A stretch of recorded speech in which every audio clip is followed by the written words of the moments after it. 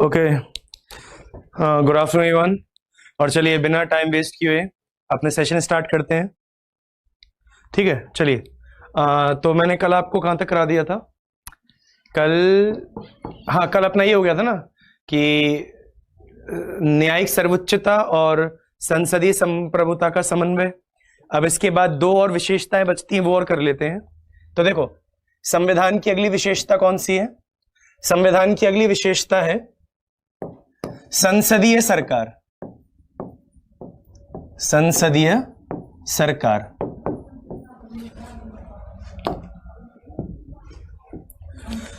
संसदीय सरकार को इंग्लिश में कहेंगे पार्लियामेंट्री गवर्नमेंट। तो हमारे कॉन्स्टिट्यूशन का अगला फीचर क्या है? संसदीय सरकार, पार्लियामेंट्री गवर्नमेंट का होना। अब संसदीय सरकार क्या होती है, आइए इस चीज को एक बार समझते हैं। तो सुनो, अगर आप देखो यहां पर मैं तुम्हें एक चीज बताता हूं।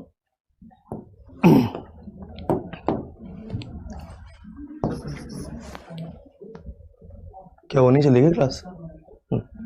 देखो बच्चों, अगर मैं बात करूं लोकतांत्रिक सरकार की, लोकतांत्रिक सरकार को इंग्लिश में डेमोक्रेटिक गवर्नमेंट कहते हैं। ठीक है, तो लोकतांत्रिक सरकार दो प्रकार की होती है। मतलब बेसिकली जितने भी लोकतंत्र होते हैं वहां पर दो ही प्रकार के देखे जाते हैं ज्यादातर। तो एक होता है आपका ये जो हम पढ़ रहे हैं, संसदीय सरकार। एक तो होती है संसदीय सरकार, इंग्लिश में से कहेंगे पार्लियामेंट्री गवर्नमेंट।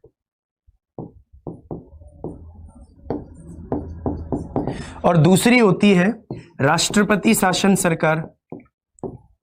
राष्ट्रपति शासन सरकार, इसे कहेंगे प्रेसिडेंशियल गवर्नमेंट। Presidential government. अब इस चीज को समझने की कोशिश करिए। अब आप इस चीज को समझने की कोशिश करो बच्चों। बेसिकली लोकतांत्रिक सरकारों को दो टाइप में पढ़ा जाता है।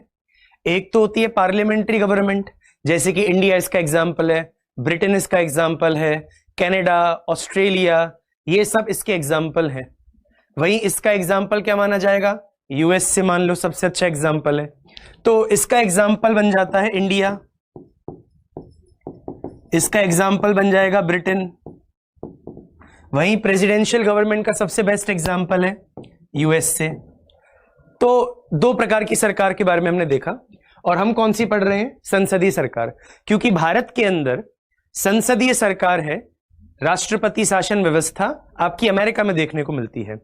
तो यहां पर कुछ बच्चों के दिमाग में एक सवाल आ जाता है, और वो सवाल आना बहुत अच्छा है। सवाल यह है कि सर कैसे मालूम पड़ेगा कि किसी देश के अंदर संसदीय सरकार है कि राष्ट्रपति शासन सरकार है? मतलब मैंने कहा कि यूएसए में राष्ट्रपति शासन सरकार है और इंडिया में संसदीय सरकार है। इसका मतलब कुछ ऐसी चीजें होंगी जो अमेरिका में अलग है और इंडिया में अलग है, तभी तो वहां पर राष्ट्रपति शासन और यहां पर संसदीय सरकार है। तो अब हमें यह समझना पड़ेगा कि आखिर वो कौन सी चीजें होती हैं जो डिसाइड करती हैं कि किसी देश के अंदर ये वाली सरकार होगी कि ये वाली सरकार होगी। आइए हम इनका पता लगा लेते हैं। तो देखो,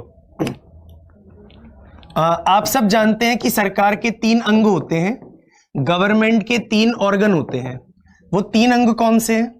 सबसे पहला अंग है विधायिका, जिसका काम है कानून बनाना, इसे इंग्लिश में लेजिस्लेचर कहते हैं। दूसरा होता है जो इनके द्वारा बनाए गए कानूनों को लागू कराता है, यह है कार्यपालिका, इंग्लिश में एग्जीक्यूटिव। और तीसरा है न्यायपालिका, इंग्लिश में जुडिशरी। इसके बहुत सारे काम होते हैं। ठीक है, तो देखो सरकार के तीन अंग होते हैं। अब याद रखना, अगर किसी देश के अंदर कार्यपालिका विधायिका के प्रति उत्तरदायी है, रिस्पॉन्सिबल है, मतलब अगर किसी कंट्री के अंदर कार्यपालिका जो भी काम करती है, अगर उन काम के लिए वो लेजिस्लेचर को रिस्पॉन्सिबल है, उत्तरदायी है, तो उसे कहा जाएगा संसदीय सरकार। तो संसदीय सरकार में क्या होता है? कार्यपालिका लेजिस्लेचर विधायिका के प्रति उत्तरदायी होती है। रिस्पॉन्सिबल होती है, ठीक है। लेकिन अगर किसी कंट्री के अंदर कार्यपालिका विधायिका के प्रति उत्तरदायी नहीं है, रिस्पॉन्सिबल नहीं है, तो उसे हम कहेंगे प्रेसिडेंशियल, राष्ट्रपति शासन व्यवस्था। तो याद रखिए, हमारे यहां पर संसदीय सरकारें क्यों? क्योंकि हमारे यहां की कार्यपालिका विधायिका के प्रति उत्तरदायी होती है, रिस्पॉन्सिबल होती है। वहीं अमेरिका में राष्ट्रपति शासन व्यवस्था इसलिए है क्योंकि अमेरिका की जो कार्यपालिका है वो अपने द्वारा किए गए कार्यों के लिए विधायिका को उत्तरदायी, रिस्पॉन्सिबल नहीं होती है। ये मोस्ट डिफाइनिंग फीचर है इन दोनों के बीच का।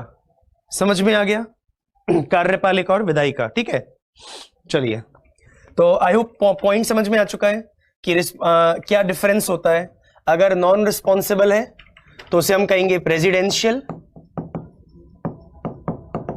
यानी कि राष्ट्रपति शासन, और अगर रिस्पॉन्सिबल है तो उसे अपन कहेंगे पार्लियामेंट्री,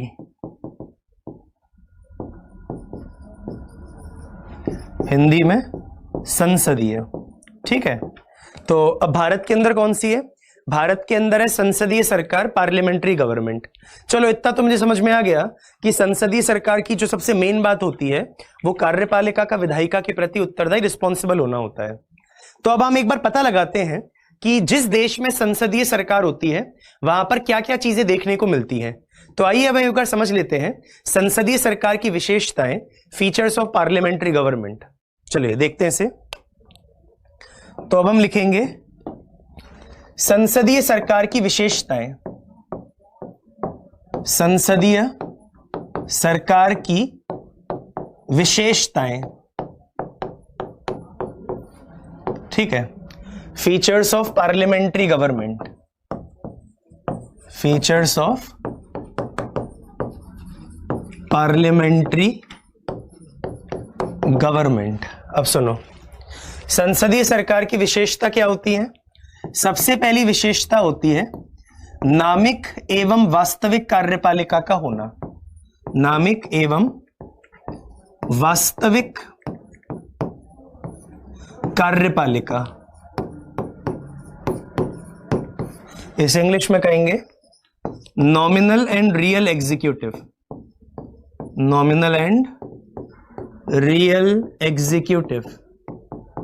तो देखो, संसदीय सरकार की रिस्पॉन्सिबल मतलब, अरे यार, अगर एग्जीक्यूटिव कोई एक्ट बनाता है, मतलब मान के चलो एग्जीक्यूटिव ने कोई एक्ट किया, ये एग्जीक्यूटिव कोई पॉलिसी लेकर आया, अगर मान के चलो कार्यपालिका कोई योजना लेकर आती है, तो जो भी वो योजना बनाती है उसके लिए उसे जवाब देना पड़ेगा। अगर आपने कोई उल्टी सीधी योजना बनाई है तो विधानमंडल, लेजिस्लेचर आपसे बिल्कुल क्वेश्चन कर सकता है कि आपके द्वारा की गई ये जो योजना एकदम बेकार है, क्वेश्चन खड़े कर सकता है, ठीक है। तो अगर एग्जीक्यूटिव कार्यपालिका अगर कोई काम कर रहा है तो उसके लिए उसे जवाब देना पड़ेगा, ठीक है। यानी कि मैंने मान के चलो आज के दिन ये योजना बनाई, तो मुझे उसका जवाब देना पड़ेगा लेजिस्लेचर में जाकर कि भाई हमने जो योजना बनाई इसका क्या है, हमसे सवाल खड़े किए जा सकते हैं उस पर। ये होता है। ओके, तो देखो, संसदीय सरकार की सबसे पहली विशेषता कौन सी होती है? Nominal and real executive. अब देखो, इनमें मतलब क्या होता है? नॉमिनल मतलब नामिक, रियल मतलब वास्तविक। नॉमिनल का मतलब होता है नेम सेक, सिर्फ नाम के लिए, मतलब ये सिर्फ नाम के लिए है। तो अब देखो, मैं अगर बच्चों केंद्र की बात करूं तो केंद्र में नॉमिनल कौन होता है? राष्ट्रपति, क्योंकि इसके पास केवल नाम के लिए शक्तियां होती हैं। और स्टेट में कौन होता है? राज्यपाल, यानी कि गवर्नर। तो इस चीज को आप याद रखिए, नॉमिनल, नामिक, सिर्फ नाम के लिए होते हैं, एक्चुअल में पावर किसी और के पास होती है। तो जैसे राष्ट्रपति केंद्र में, गवर्नर स्टेट में, ये दोनों नामिक माने जाते हैं। वही मैं वास्तविक की बात करूं तो वास्तविक में केंद्र में कौन होता है? प्रधानमंत्री, और स्टेट में कौन होता है? मुख्यमंत्री। तो क्योंकि रियलिटी में प्रधानमंत्री के पास सारी पावर होती है, बस वो राष्ट्रपति के नाम का इस्तेमाल करते हैं उन पावर को करने के लिए। तो ये हो गया नामिक एवं वास्तविक कार्यपालिका का होना। और इस चीज को याद रखना, भारत के अंदर संसदीय सरकार केंद्र में भी है और राज्य में भी है। इंडिया में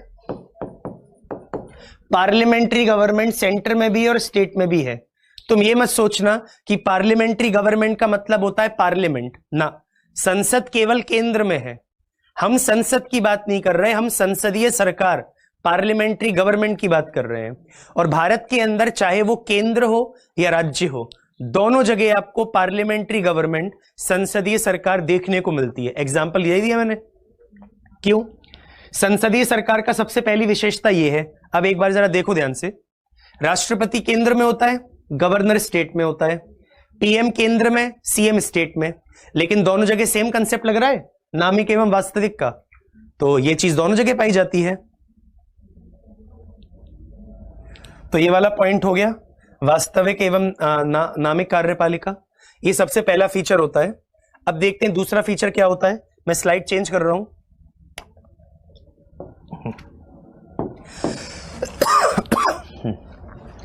अब दूसरा तत्व, दूसरा फीचर कौन सा होता है? दूसरा फीचर होता है majority party rule. Majority party rule, इसे हिंदी में कहेंगे बहुमत प्राप्त दल का शासन। बहुमत प्राप्त दल का शासन, ठीक है। अब ये होता है दूसरा फीचर संसदीय सरकार का। अब ये क्या होता है, एग्जाम्पल देता हूं। जैसा कि मैंने आपसे कहा कि संसदीय सरकार केंद्र और राज्य दोनों जगह होती है, मैं प्रूफ देता हूं उसका। अगर बच्चों में केंद्र की बात करूं, सेंटर की, तो केंद्र में जो लोकसभा होती है, जिस राजनीतिक दल के पास लोकसभा में बहुमत हो यानी कि मेजॉरिटी, उस राजनीतिक दल का शासन होता है, रूल होता है, उसकी भारत सरकार होती है। ये तो तुमने भी पढ़ा होगा। केंद्र में बीजेपी की सरकार क्यों है? क्योंकि बीजेपी के पास लोकसभा में बहुमत है। तो जिस पार्टी के पास लोकसभा में बहुमत होती है उसका शासन होता है। तो बीजेपी के पास लोकसभा में बहुमत है, इसलिए उनकी सरकार है।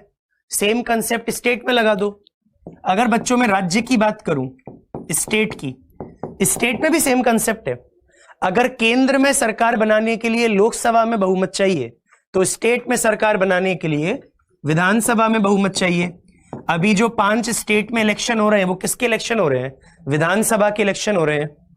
तो अगर किसी राजनीतिक दल के पास विधानसभा में बहुमत है तो उसकी सरकार बनेगी, उसका शासन होगा। सिंपल सा कंसेप्ट है, ठीक है। तो ये वाला पॉइंट समझ में आ गया। बहुमत प्राप्त दल का शासन, कौन सी बहुमत, कहां पर बहुमत? तो बहुमत कहां पर मांग रहे हैं? अगर केंद्र की बात है तो लोकसभा में बहुमत मानी जाती है, अगर राज्य की बात है तो विधानसभा में बहुमत देखी जाएगी। तो ये हो गया दूसरी विशेषता संसदीय सरकार की। अब आते हैं तीसरी विशेषता पर। स्लाइड चेंज कर रहा हूं। अब बच्चों तीसरी कौन सी है? तीसरी है सामूहिक उत्तरदायित्व। सामूहिक उत्तरदायित्व, इसे इंग्लिश में कहेंगे कलेक्टिव रिस्पॉन्सिबिलिटी। कलेक्टिव रिस्पॉन्सिबिलिटी, ठीक है। अब ये तो वही, ये तो डिफाइनिंग फीचर हो गया जो मैंने आपको डिफरेंस बताया था प्रेसिडेंशियल और पार्लियामेंट्री में। तो देखो इसका मतलब वही होता है। अगर मैं केंद्र की बात करूं तो केंद्र में इसका मतलब यह होता है कि केंद्र के समस्त मंत्री परिषद, इसे इंग्लिश में काउंसिल ऑफ मिनिस्टर्स कहते हैं। काउंसिल ऑफ मिनिस्टर्स, ठीक है। तो केंद्र के समस्त मंत्री परिषद लोकसभा के प्रति उत्तरदायी होते हैं। लोकसभा के प्रति उत्तरदायी होते हैं।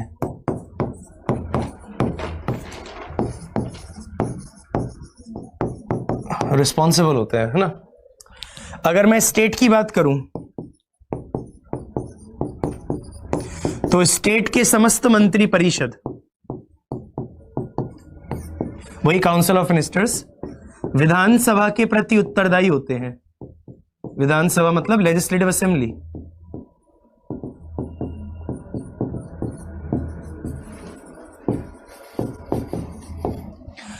तो देखो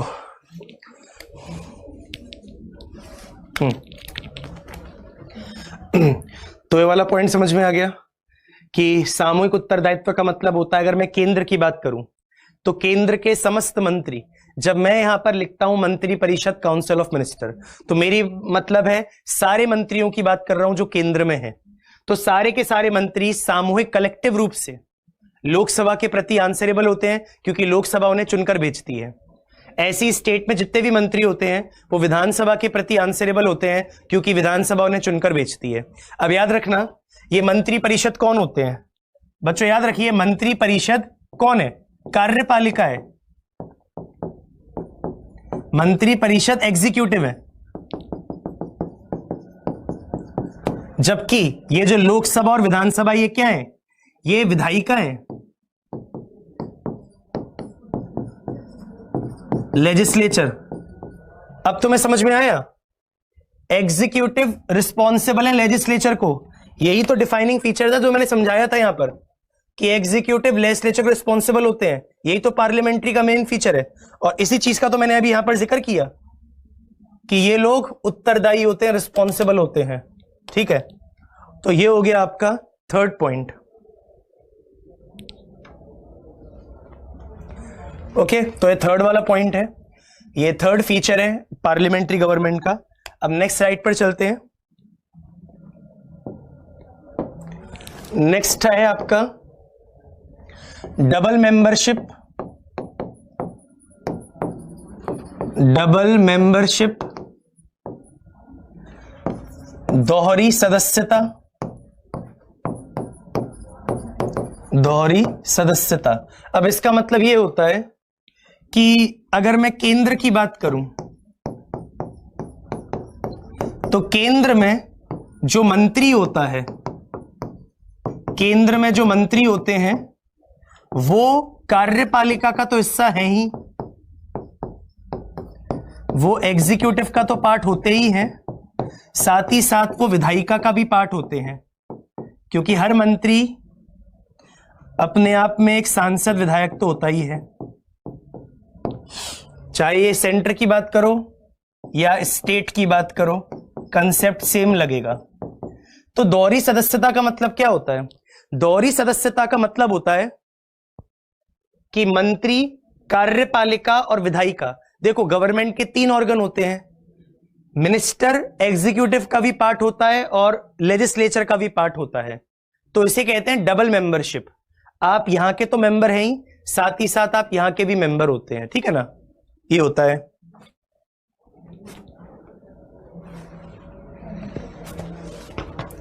प्रदीप कुमार सर, कुछ समझ में नहीं आ रहा है, ऐसा लग रहा है कि पॉलिटी से पीएचडी कर रहा हूं। तुम्हें जब ये समझ में नहीं आ रहा, इसे तो पीएचडी कहते ही नहीं है, तो तुम पीएचडी क्या समझोगे? छोड़ो, मैंने पहले ही कहा था हर किसी को समझ में नहीं आता, तो हर किसी का एग्जाम भी क्लियर नहीं हो रहा होता है। तुम्हें बेसिक चीज समझ में नहीं आ रही है, तुम क्या समझोगे मैथ्स फिजिक्स यार? क्लास में सर कमेंट्स नहीं देखते आप, तुम्हें लगता है तुम्हारे कमेंट देखने लायक होते हैं? तुम में से आधे बच्चों के तो कमेंट ही फालतू होते हैं। ठीक है, तुम लोगों के पॉइंट देखूंगा मैं।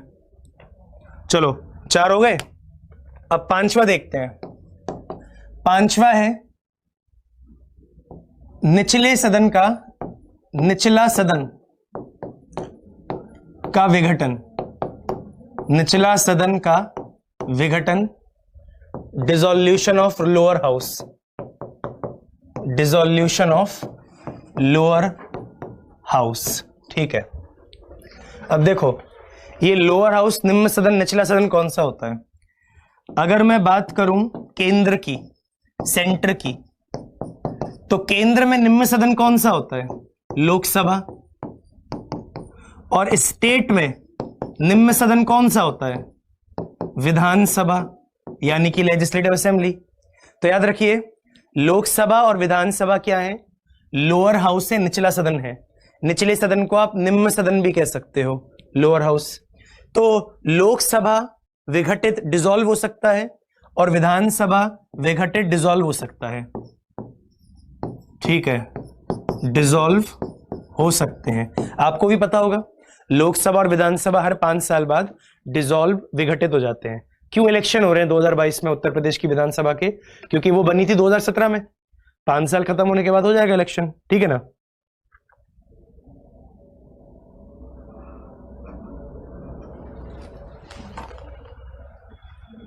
क्या बात है, वाह सोनी, आपने तो दिल जीत लिया। सोनी सर अगर समझ नहीं आता तो समझाने की जिम्मेदारी आपकी है। तो जब मैं पहली बार में पढ़ा रहा था तो मैं क्या कर रहा था? जब मैं पहली बार में आपको बता रहा था तो क्या कर रहा था? मैं समझा रहा था ना। तो मैं देखो क्या होता है ना, क्लास में कई बच्चे ऐसे होते हैं जिन्हें 10 बार समझाना पड़ता है तब उन्हें समझ में आता है। तो उनके चक्कर में क्या होता है ना, सिलेबस तो निकल ही जाएगा आपका, एग्जाम पास में आ जाएगा और बाकी बच्चे फ्रस्ट्रेट हो जाएंगे, ठीक है। और ऊपर से ऑनलाइन क्लास की फायदा ये होता है कि अगर कोई चीज समझ में नहीं आती तो बाद में जाकर उसे वहां से देख सकते हो आप, ठीक है। अलग अलग कंसेप्ट लगाएंगे। टाइम जरा सा बचा हुआ है, उसमें तुम्हें हर चीज रिपीट चाहिए, उसमें तुम्हें हर चीज बार बार समझनी है बैठ के। तुम एक बार देख तो लो तुम्हारा एग्जाम कब आने वाला है, सब रिपीट चाहिए इन लोगों को। चलिए, तो ये हो गया। तो बच्चों ये क्या है आपका? ये है आपके पार्लियामेंट्री गवर्नमेंट के कुछ फीचर मैंने आपको बता दिए, ठीक है। और अब हम स्टार्ट करेंगे संविधान की अगली विशेषता। अभी मैंने आपको संविधान की एक विशेषता बता दी, संसदीय सरकार, पार्लियामेंट्री गवर्नमेंट का होना, और संसदीय सरकार की भी मैंने आपको बहुत सारी विशेषता बता दी।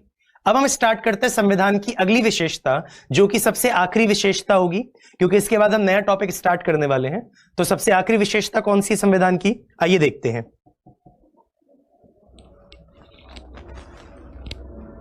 सर आप गुस्सा क्यों आता है सर? तुम लोग वही ऐसे, तुम्हें देखकर किसको अच्छा लगेगा? तुम लोग वही ऐसे, तुम्हारी बातें भी ऐसी होती बचकानी सी कि जो पढ़ाने आया होगा ना उसका दिमाग खराब हो जाएगा। दिमाग खराब करने के बाद तुम बोलते हो सर आपको गुस्सा क्यों आता है। थोड़ा दिमाग तुम ही लगा लो कि तुम्हारे क्वेश्चन कैसे होते हैं, गुस्सा क्यों आता है, जैसे खुद समझदारी की बात कर रहे हैं। ओके, तो देखिए अब संविधान की अगली विशेषता कौन सी है?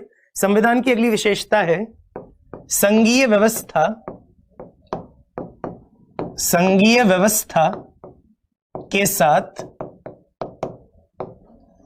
एकात्मकता, एकात्मकता की ओर झुकाव।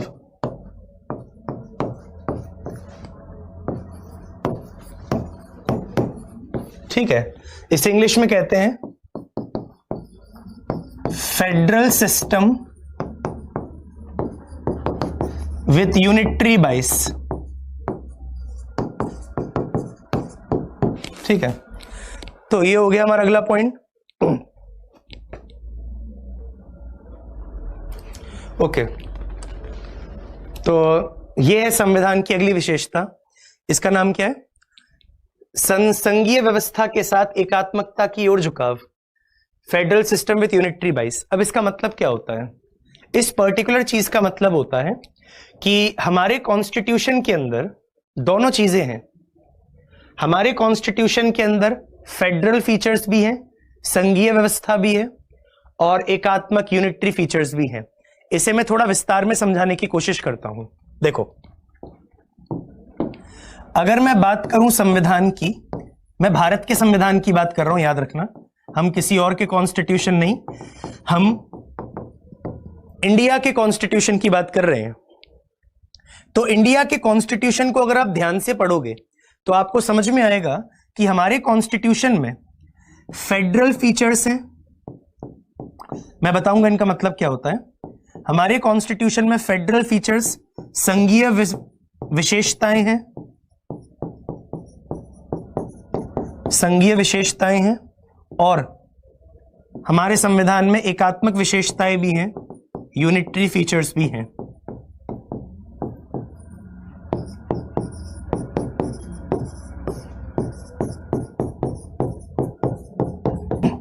तो देखो, ये जो मैंने आपको बताया,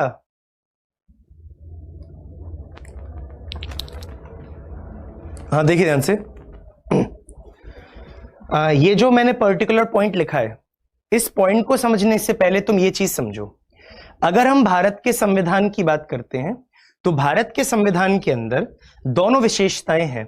हमारे यहां पर फेडरल फीचर संघीय विशेषताएं भी हैं और यूनिटरी फीचर एकात्मक विशेषताएं भी हैं। तुम्हारे दिमाग में सबसे पहला सवाल तो यही आ रहा होगा, सर आखिर इनका मतलब क्या होता है?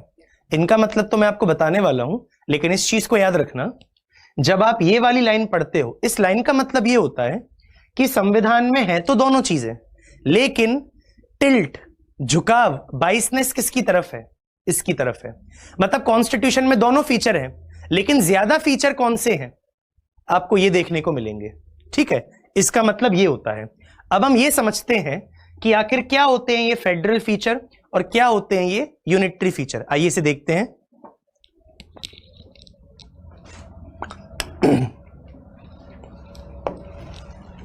तो देखो, हम एक तरफ लिखते हैं फेडरल फीचर्स,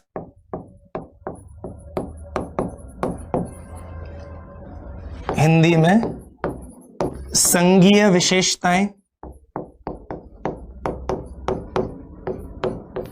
अब ध्यान से सुनो, सबसे पहले हम ये समझते हैं कि आखिर हमारे संविधान के अंदर ये फेडरल फीचर संघीय विशेषताएं कौन कौन सी होती हैं। ठीक है, तो सुनो ध्यान से। सबसे पहली कौन सी है? सबसे पहली है ड्यूअल गवर्नमेंट का होना। ड्यूअल गवर्नमेंट का मतलब होता है दोहरी सरकार का होना। दोहरी सरकार का बच्चों मतलब क्या हुआ? क्यों? एक केंद्र सरकार हो गई, एक राज्य सरकार हो गई, तो हो गई डबल गवर्नमेंट। तो ये होता है सबसे पहला दोहरी सरकार, ड्यूअल गवर्नमेंट का होना। दूसरा फीचर क्या होता है? दूसरा फीचर है division of power. Division of powers.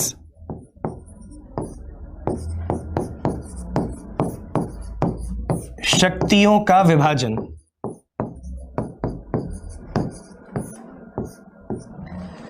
तो इसका मतलब क्या होता है बच्चों? शक्तियों के विभाजन का मतलब होता है केंद्र और राज्यों के बीच में पावर्स का डिवीजन। भारत के संविधान ने केंद्र और राज्य सरकार की स्थापना तो करी ही है, साथ ही साथ इनको शक्तियों भी बांटी है।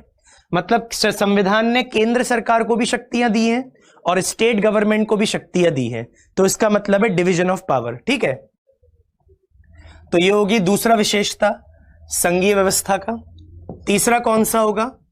लिखित संविधान। तीसरा है रिटन कॉन्स्टिट्यूशन। लिखित संविधान।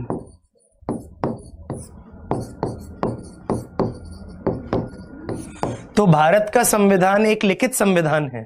ठीक है, तो रिटन कॉन्स्टिट्यूशन भी एक क्या माना जाता है? फेडरल फीचर, संघीय विशेषता मानी जाती है। चौथा कौन सा होगा? Rigid constitution. रिजिड कॉन्स्टिट्यूशन, कठोर संविधान। जैसा कि मैंने आपको पिछली वाली क्लास में बताया था कि हमारा संविधान कठोर भी और लचीला भी है। कठोर का मतलब होता है जब संविधान को चेंज करना आसान ना हो। तो अगर संविधान आसानी से चेंज नहीं हो रहा है तो उसे एक फेडरल फीचर, संघीय विशेषता माना जाता है। ठीक है, पांचवा फीचर कौन सा होगा? स्वतंत्र न्यायपालिका, इंडिपेंडेंट जुडिशरी।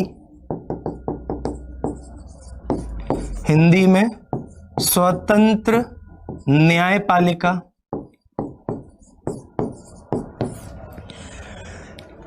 इंडिया की जुडिशरी इंडिपेंडेंट है, भारत की न्यायपालिका स्वतंत्र है। इस पर कार्यपालिका और विधायिका का कोई दबाव नहीं चलता। एग्जीक्यूटिव और लेजिस्लेचर इस पर कंट्रोल नहीं करते हैं। तो इंडिया की जुडिशरी इंडिपेंडेंट है, ये भी एक फेडरल फीचर माना जाता है। अब बताओ तुम्हें होगा कि सर में पढ़ क्यों रहे हैं? एग्जाम में कभी कभार ऐसे भी क्वेश्चन आ जाते हैं कि इनमें से कौन सा, क्वेश्चन आएगा इनमें से कौन सा फेडरल फीचर नहीं माना जाता है, इनमें से कौन सी संघीय विशेषता नहीं मानी जाती है। तो एटलीस्ट तुम्हें ये पता ही हो कि कौन कौन सी होती है, तब तो तुम टिक मार्क करोगे कि ये वाली नहीं होती है ना। तो 5 हो गए। अगर आप लिख रहे हैं तो लिख लीजिए, फिर आगे की तरफ चलते हैं। चलो एक यही लिख लेता हूं, छठा है बायकैमरलिज्म, बायकैमरलिज्म इसे हिंदी में एक्चुअल में कहते हैं दो सदन। बायकैमरलिज्म को हिंदी में कहेंगे दो सदन, या इसे द्वि सदन भी कह सकते हैं, द्वि सदनीय। दो सदन का मतलब हो गया, जैसे केंद्र की बात करूं तो केंद्र में दो सदन हो जाते हैं, लोकसभा और राज्यसभा। देखो बायकैमरल का मतलब होता है, बाय का मतलब होता है टू, कैमरल का मतलब होता है हाउस। हाउस को हिंदी में सदन कहते हैं।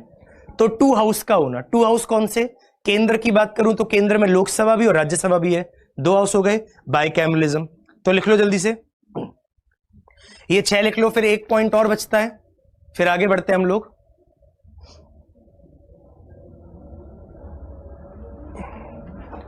सबने लिख लिया?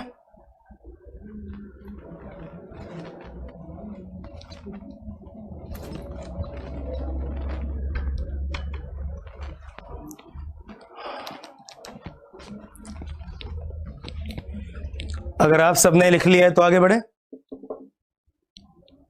ये 6 हो गए। अब 7वां देखो, 7वां है सुप्रीमेसी ऑफ द कॉन्स्टिट्यूशन,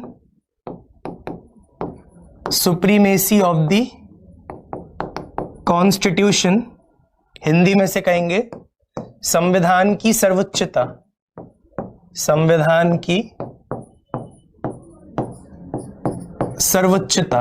ठीक है, तो इंडिया का कॉन्स्टिट्यूशन सर्वोपरि है, सुप्रीम है, ये भी एक फेडरल फीचर, संघीय व्यवस्था माना जाता है। ठीक है सर, राज्यसभा के बारे में कुछ बता दो।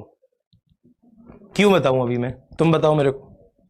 जब पार्लियामेंट एक सेपरेट चैप्टर है, पार्लियामेंट पढ़ाते वक्त मैं तुम्हें लोकसभा राज्यसभा के बारे में बताऊंगा ही, तो अभी जानकर तुम क्या कर लोगे। ठीक है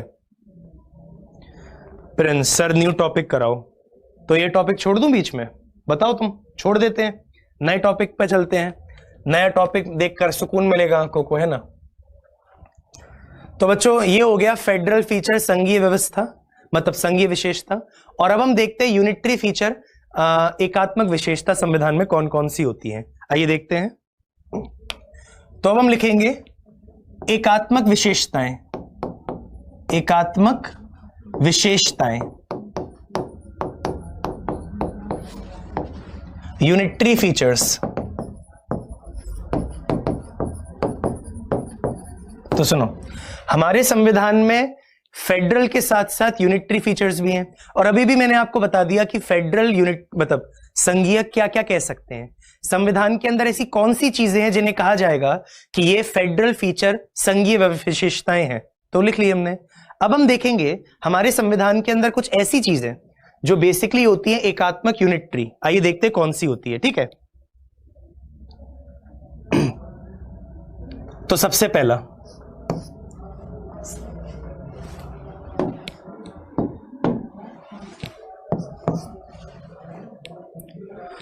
सर आपके नोट्स की पीडीएफ अपलोड करा दो प्लीज।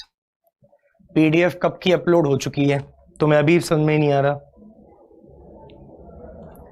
तो चलिए, एकात्मक विशेषताएं कौन सी हैं। सबसे पहली है स्ट्रॉन्ग सेंटर, मजबूत केंद्र, मजबूत केंद्र। तो देखो, बेशक भारत का संविधान दो सरकार की स्थापना करता है, केंद्र और राज्य की, लेकिन उसमें से ज्यादा मजबूत कौन सी है, केंद्र सरकार ज्यादा मजबूत है, इस चीज को याद रखना। कॉन्स्टिट्यूशन ने केंद्र की भी स्थापना की, स्टेट की भी स्थापना की, लेकिन ज्यादा पावर उसने सेंटर को देके रखी हुई है। तो इसलिए केंद्र का ज्यादा मजबूत होना, ये किस तरफ इशारा करता है, इस तरफ इशारा कर रहा है। ठीक है, दूसरा कौन सा है, states not indestructible, states not indestructible, राज्य अनश्वर नहीं, अनश्वर नहीं। बच्चों इसका मतलब यह होता है कि ऐसा बिल्कुल भी नहीं है कि भारत में जो स्टेट है वो हमेशा स्टेट रहेगा। तो मैं एक एग्जांपल देता हूं, पहले जम्मू कश्मीर भी एक स्टेट था भारत का, लेकिन आज के टाइम पर जम्मू कश्मीर कोई स्टेट नहीं, यूनियन टेरिटरी है। तो भारत के अंदर राज्यों को कभी भी नष्ट किया जा सकता है।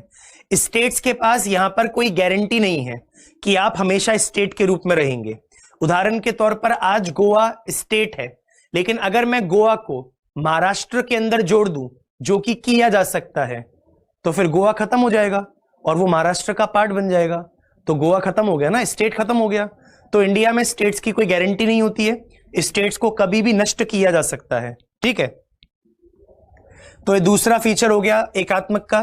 तीसरा कौन सा है? तीसरा है आपका लचीला संविधान। तीसरा है लचीला संविधान, इंग्लिश में फ्लेक्सिबल कॉन्स्टिट्यूशन।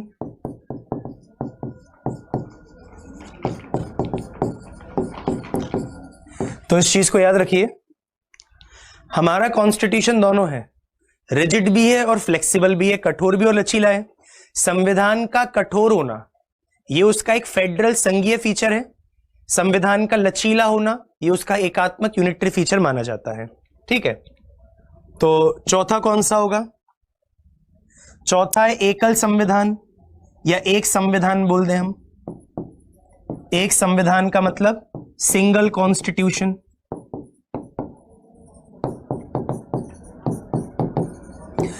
बच्चों, सिंगल कॉन्स्टिट्यूशन एक संविधान का मतलब होता है कि चाहे वो केंद्र सरकार हो या राज्य हो, सबके पास एक ही संविधान है।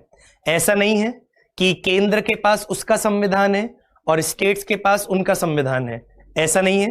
पहले जम्मू कश्मीर एक एक्सेप्शन था, अपवाद था, क्योंकि जम्मू कश्मीर के पास खुद का संविधान हुआ करता था, लेकिन आज के टाइम पर वो भी नहीं रहा। तो सिंगल कॉन्स्टिट्यूशन का मतलब है सेंटर और स्टेट दोनों के लिए एक ही कॉन्स्टिट्यूशन है। ठीक है, स्टेट के लिए अलग कॉन्स्टिट्यूशन नहीं है यहां पर।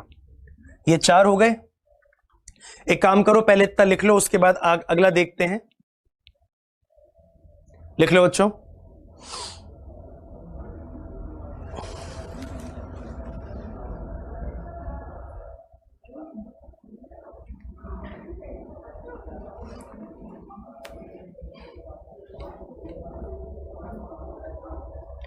सबने लिख लिया? आगे बढ़े।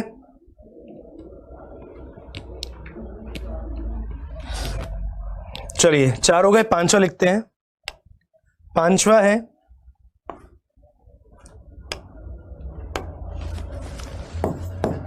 एकल नागरिकता। एकल नागरिकता, हिंदी में मतलब इंग्लिश में सिंगल सिटीजनशिप। तो देखो, इसका मतलब सिंपल है, आप लोग भी जानते हो कि भले ही आप इंडिया के किसी भी स्टेट के क्यों ना हो, भले ही आप इंडिया के किसी भी स्टेट के क्यों ना हो, आपके पास रहेगी तो एक ही सिटीजनशिप, और वो है इंडियन सिटीजनशिप।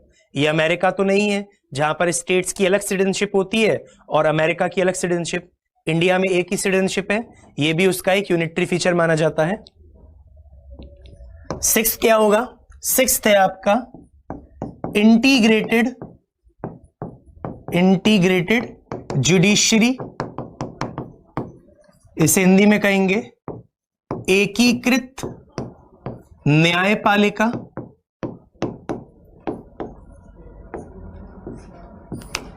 इसका मतलब होता है इंडिया में जो जुडिशरी है वो इंटीग्रेटेड है। ऐसा नहीं है कि केंद्र के कानून के लिए अलग जुडिशरी, स्टेट्स के कानून के लिए अलग जुडिशरी। इंडिया में चाहे वो सुप्रीम कोर्ट हो या हाई कोर्ट हो, ये दोनों ही सेंटर और स्टेट के द्वारा बनाए गए कानून का रिव्यू, समीक्षा कर सकते हैं। अमेरिका में क्या होता है? अमेरिका में केंद्र के कानून के लिए अलग न्यायपालिका होती है, अलग जुडिशरी होती है, और स्टेट्स के कानून के लिए अलग जुडिशरी, अलग न्यायपालिका है। इंडिया में ऐसा कुछ भी नहीं है। इंडिया में चाहे वो सुप्रीम कोर्ट हो या हाई कोर्ट हो, ये दोनों ही सेंटर और स्टेट के कानून को रिव्यू, समीक्षा कर सकते हैं। ठीक है, तो इंटीग्रेटेड जुडिशरी का ये मतलब होता है। सेवेंथ क्या है? Integrated audit machinery. Integrated audit machinery, इसे हिंदी में कहेंगे एकीकृत लेखा जांच, एकीकृत लेखा जांच मशीनरी, इसका मतलब होता है कैग की बात हो रही है। यहां पर ऑडिट का मतलब हो रहा है बच्चों किससे? कैग से, क्योंकि कैग का काम होता है ना ऑडिट करना। तो इसका मतलब ये हो गया कि चाहे केंद्र हो या राज्य हो, दोनों के खाते की जांच कौन करता है? कैग करता है। ये मैं आपको पहले ही बता चुका हूं कि भारत के अंदर कैग केंद्र के खातों की भी जांच करेगा और राज्य के खातों की भी जांच करेगा। ऐसा बिल्कुल भी नहीं है कि केंद्र के खातों की जांच अलग करेगा कोई और स्टेट के खातों की जांच कोई अलग करेगा। इंटीग्रेटेड का मतलब यह है कि चाहे सेंटर हो या स्टेट, दोनों के खातों की जांच कौन करेगा? कैग ही करेगा। यह इसका मतलब हो गया। चलो अगला क्या है? अगला है integrated election machinery. Integrated election machinery, इसे हिंदी में कहेंगे एकीकृत निर्वाचन मशीनरी।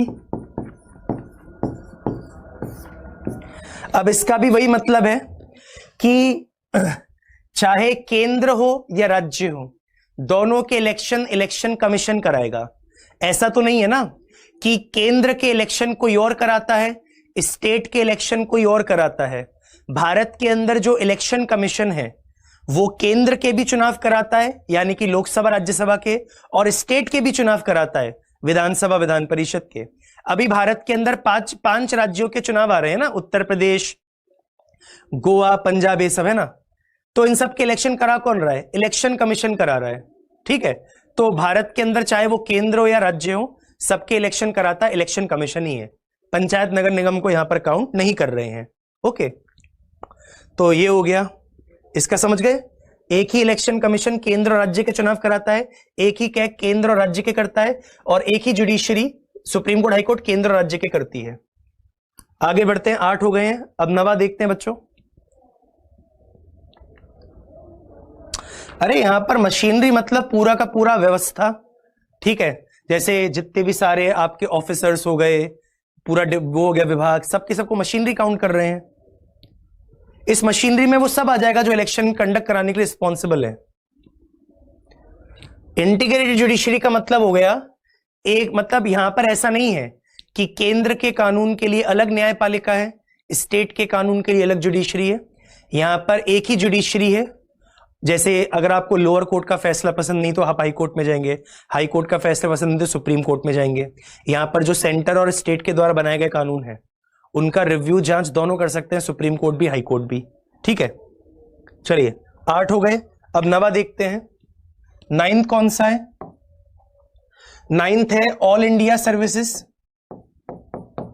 9th है all India services, Akhil Bharatiya सेवा, अखिल भारतीय सेवाएं। अब सबको पता है ऑल इंडिया सर्विस 3 होती है, आईएएस, आईपीएस, आईएफएस, पहले बता चुका हूं तुम लोगों को। ओके, अब 10वां कौन सा है? Emergency provisions. 10वां है आपका इमरजेंसी प्रोविजन, आपातकालीन प्रावधान। आपातकालीन प्रावधान ये मैं आपको अलग से कराऊंगा। इमरजेंसी प्रोविजन आपका अगला चैप्टर है। ठीक है, मतलब अगला नहीं, सॉरी, इमरजेंसी प्रोविजन आपका एक सेपरेट चैप्टर है, अलग चैप्टर है, तो उसे हम तब पढ़ लेंगे। इमरजेंसी प्रोविजन हो गया यूनिटरी फीचर। 11th क्या है? Appointment of governor. क्या है ना, गवर्नर का अपॉइंटमेंट केंद्र करता है। गवर्नर होता तो स्टेट के लिए है, लेकिन उसको अपॉइंट स्टेट नहीं करता, उसको अपॉइंट केंद्र करता है। तो ये भी एक यूनिटरी फीचर माना जाता है।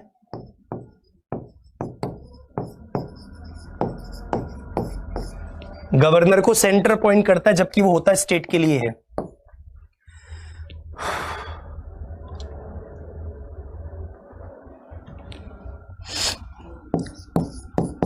Veto over state bills.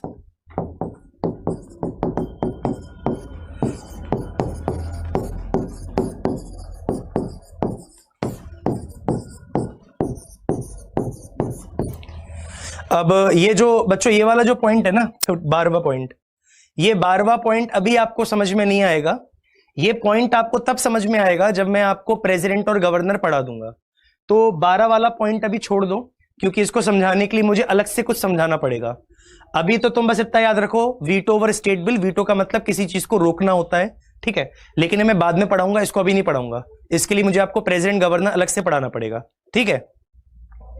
12 हो गया। 13वां कौन सा है? Parliaments authority over state bill.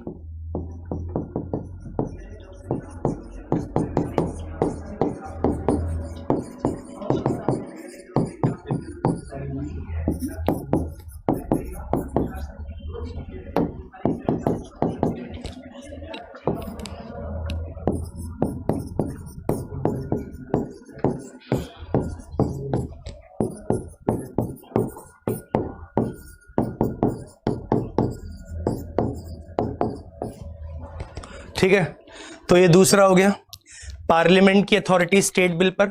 अब जब मैं आप लोगों को सेंटर स्टेट रिलेशन, केंद्र राज्य संबंध कराऊंगा, तो वहां पर मैं आपको इस चीज के बारे में बताऊंगा। क्या होता है ना, इसमें से कुछ चीजें ऐसी हैं जो आपको अभी नहीं समझाई जा सकती, इन्हें समझाना मैं बाद में पड़ेगा, ठीक है। वो तो अच्छी बात ये थी कि हमने एक्चुअल में कैग कर लिया था, इलेक्शन कमीशन कर लिया था, इसलिए आपको ये चीज बता पाया मैं यहाँ पर। लेकिन ये जो 12वां और 13वां पॉइंट है, इसको समझाने के लिए मुझे आपको कुछ और पढ़ाना पड़ेगा, तो इसलिए आप इनका इंतजार करिए। 12 और 13वां पॉइंट अभी नहीं समझाऊंगा, ठीक है। चलिए बच्चों, क्लास ओवर कर देते हैं हम आज के लिए, ठीक है। तो बाकी काम अगली क्लास में पढ़ लेंगे।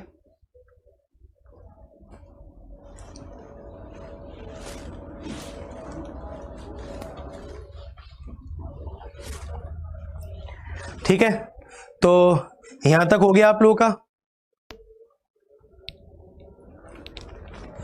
अच्छा, एक पैसे पॉइंट और भी है, अगर लिखना है तो लिख लो। मैंने अगर लिखवाया नहीं हूं तो, नहीं वैसे लिखवा लिया है मैंने, छोड़ो, लिख लिया अपन ने पॉइंट। तो हो गया तुम्हारा, मतलब ये जो टॉपिक था संविधान की विशेषताएं, इस संविधान की विशेषताएं में कुछ एक्स्ट्रा चीजें भी आ गई जो हमने यहाँ पर समझ ली हैं, जैसे संघीय व्यवस्था, मतलब फेडरल और यूनिटरी फीचर्स हमने साथ में ही कर लिए, नहीं तो उन्हें अलग से चैप्टर में करना पड़ता, अपन ने यहीं पर कर लिया है, ठीक है। तो इसी के साथ ये टॉपिक ओवर, और जब हम कल मिलेंगे तो कल मैं नया टॉपिक कराऊंगा, और नया टॉपिक है आप लोगों का यूनियन एंड इट्स टेरिटरी, संघ एवं इसका क्षेत्र, जहां पर मैं आप लोगों को आर्टिकल 1 से लेकर 4 तक पढ़ाऊंगा, ठीक है। चलिए, सुबह एवरीवन।